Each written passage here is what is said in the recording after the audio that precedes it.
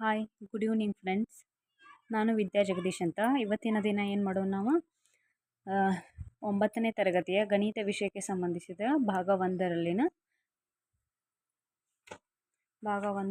ಅದರಲ್ಲಿ ಫಸ್ಟ್ ಅಧ್ಯಾಯ 1 ಸಂಖ್ಯಾ ಪದ್ಧತಿ ಎನ್ನುವ ಪಾಠದ ಬಗ್ಗೆ ಅಭ್ಯಾಸ ಮಾಡೋಣ. ಹೌದಾ? ಸಂಖ್ಯಾ ಪದ್ಧತಿ ಎನ್ನುವ ಪಾಠದಲ್ಲಿ ನಾವೇನು ಮಾಡಿ ಲಾಸ್ಟ್ ಕ್ಲಾಸಲ್ಲಿ 1.1 ಅಭ್ಯಾಸ ಬಿಡಿಸಿದ್ದೀವಿ. ಈಗ ಏನು ಮಾಡೋಣ, 1.2 ಅಭ್ಯಾಸ 1.2 ಒಳಗೆ ಮೊದಲನೇ ಲೆಕ್ಕ ನೋಡೋಣ.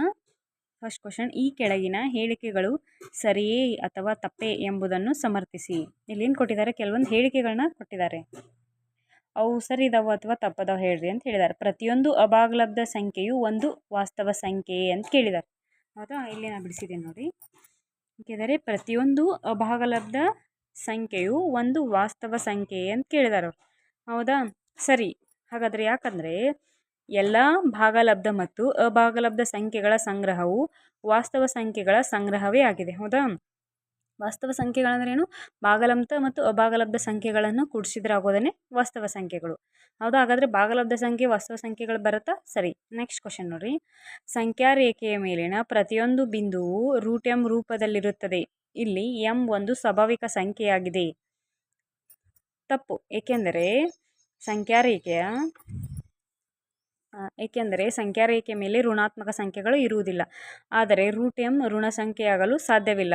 ಉದಾಹರಣೆ, √4ನ ಬೆಲೆಯನ್ನು ಧನಸಂಖ್ಯೆ 2 ಮಾತ್ರ ಪರಿಗಣಿಸಲಾಗುತ್ತದೆ. ಇಲ್ಲಿ ನೋಡ್ರಿ, ನಿಮ್ದು ಪಾಠವಾಗ ಇಲ್ಲೇ ನಿಮ್ಮ ಟೆಕ್ಸ್ಟ್ ಬುಕ್ಗಳು ಕೊಟ್ಟಿದ್ದಾರೆ. ಹೌದಾ?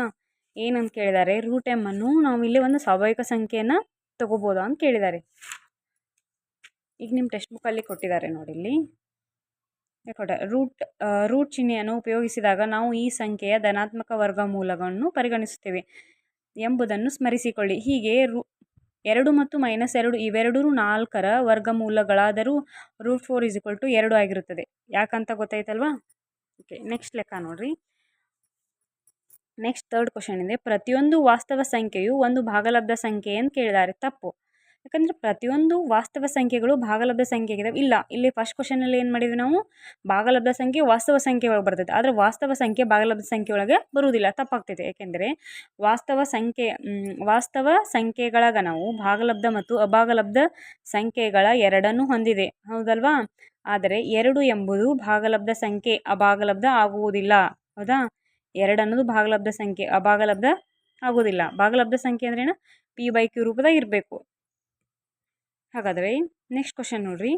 1.2 ಒಳಗೆ ಎರಡನೇ ಕ್ವಶನ್ ಏನಿದೆ ನೋಡ್ರಿ.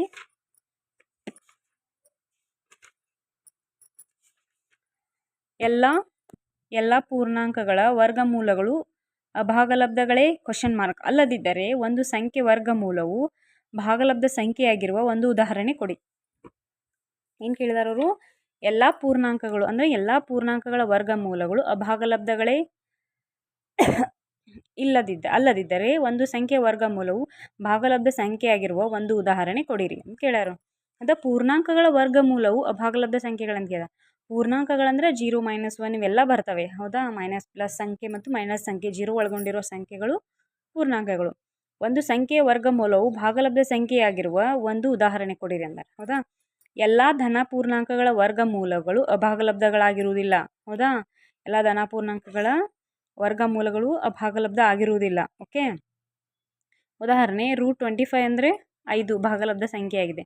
√36 6 ಭಾಗಲಬ್ಧ ಸಂಖ್ಯೆಯಾಗಿದೆ. √64 8 ಭಾಗಲಬ್ಧ ಸಂಖ್ಯೆಯಾಗಿದೆ. ಹೌದಾ?